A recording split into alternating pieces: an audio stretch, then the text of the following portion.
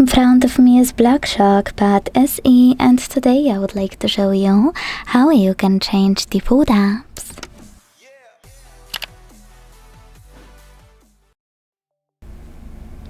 First of all, go into Settings and tap on Apps.